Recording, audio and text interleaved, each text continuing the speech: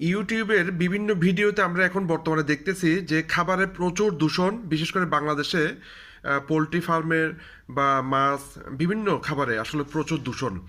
আসলে আমরা নিজেরাই আতঙ্কে আছি যে কি খাবো কি খাবো না এবং কিভাবে খাবো। তো পরবর্তীতে আমি চায়নাতে যাওয়ার পর একজন এক্সপার্ট উনি আমাকে দেখালো একটা ডিভাইস দিয়ে যে কোনো ধরনের খাবার পিউরিফাই করা যায়। হ্যাঁ, তো সেই ডিভাইসটা আমি কিনছি, আমি সেই ডিভাইসটা পিউরিফাই করি। তো আজকে আপনাদেরকে দেখাবো এখান থেকে কি ধরনের বিষাক্ত পদার্থ বা টক্সিনগুলো বেরোচ্ছে আমি দেখাবো। টাইমার শেষ, তো আমরা একটু দেখি আসলে কি বেরিয়েছে। দেখেন, আসলে মানে মারাত্মক বিষয় এগুলো, খুবই দুশ্চিন্তার বিষয়। দেখেন কি বেরিয়েছে, ঠিক আছে। এবং মানে এইভাবে যদি খাবার পিউরিফাই করে আমরা খেতে পারি তাহলে আমরা অনেকটা সুস্থ থাকতে পারবো, ভালো থাকতে পারবো। দেখেন এগুলো ছুরি থেকেও পড়তেছে না। এই দেখেন। ঠিক আছে, তো ভিডিওটি ভালো লাগলে শেয়ার করবেন, হয়তো আরেকজনের উপকার হবে। বিস্তারিত জানতে আমার সাথে যোগাযোগ করবেন। ধন্যবাদ।